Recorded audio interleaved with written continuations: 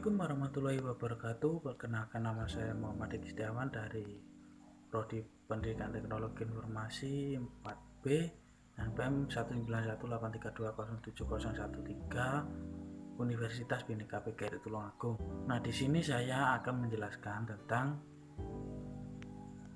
materi jaringan WAN. Apa itu jaringan WAN? Jaringan WAN adalah jaringan komputer yang mencakup area luas, misalnya jaringan komputer antar wilayah, kota, atau bahkan negara, atau dapat juga didefinisikan sebagai jaringan komputer yang memerlukan router dan saluran komunikasi publik. Fungsi jaringan WAN: 1. Mengintegrasikan dan menggabungkan jaringan LAN dan MAN menjadi satu. Fungsi utama dari pembangunan jaringan area luas atau WAN adalah untuk mengintegrasi dan juga menggabungkan jaringan LAN dan juga jaringan MAN menjadi satu jaringan tunggal. 2. Meningkatkan efisiensi pergerakan arus informasi. Dengan aliran informasi dan transfer data yang lebih mudah, akan lebih mudah untuk informasi yang datang dan keluar dengan lebih cepat. 3. Memfasilitasi dan mempercepat aliran informasi dan komunikasi.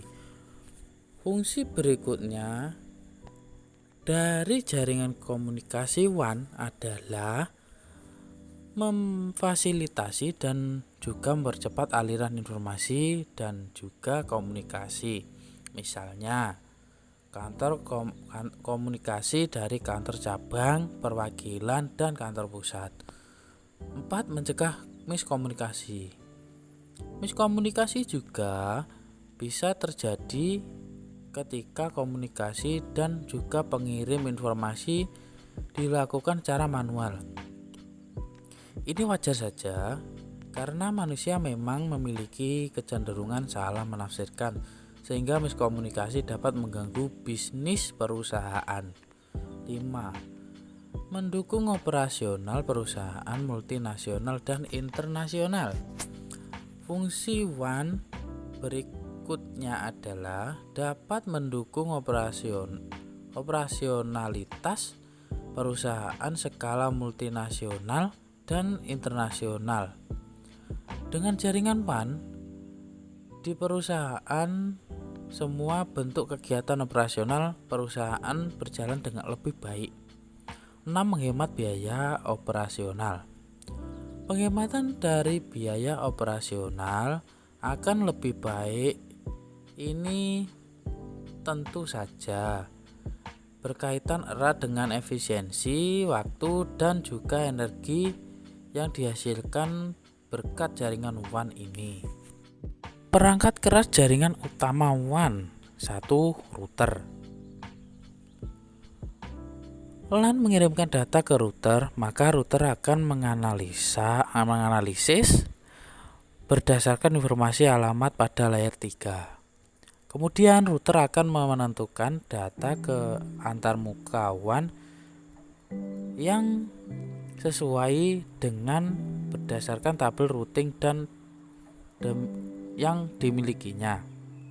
2. Modem. Modem adalah perangkat yang diperlukan untuk menyiapkan data untuk transmisi melalui loop lokal. Diperlukan modem untuk saluran komunikasi analog dan buka digital. Modem mengirim data melalui saluran telepon yang memodulasi dan mendemodulasi sinyal. Sinyal digital ditempuh pada sinyal suara analog yang dimodulasi untuk ditransmisikan. 3. CSU atau DSU. Saluran komunikasi membutuhkan sinyal dan format yang sesuai. Untuk saluran digital, unit layanan saluran atau CSU dan layanan data DSU itu diperlukan. 4. Server komunikasi. Server komunikasi memutuskan komunikasi pada dial in dan akses jarak jauh LAN ke LAN. Communication server memiliki beberapa antarmuka analog, digital, mampu melayani beberapa pengguna siklus. Kelebihan dari jaringan WAN. 1. Bagikan informasi atau file melalui area yang lebih luas. 2. Semua orang di jaringan ini dapat menggunakan data yang sama. 3. Memiliki sistem jaringan besar atau luas sehingga menjangkau negara, benua, dan bahkan seluruh dunia. 4. Jika terhubung jaringan transfer file internet di tempat yang jauh dapat dilakukan dengan cepat. 5. Dapat berbagi sumber daya dengan koneksi workstation. Kekurangan jaringan WAN. 1. Biaya operasional mahal karena perawatan yang sangat luas. 2. Dalam hal pengaturan jaringan WAN dan pengaturan lebih sulit dan rumit.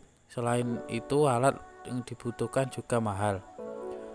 Memerlukan firewall yang baik untuk membatasi pengguna luar yang masuk dan dapat mengganggu jaringan ini. 4. Rentan terhadap peretas atau ancaman eksternal lainnya. Nah, oke. Itu yang materi yang bisa saya sampaikan. Apabila ada kurang lebihnya saya mohon maaf. Ihdinas siratal mustaqim.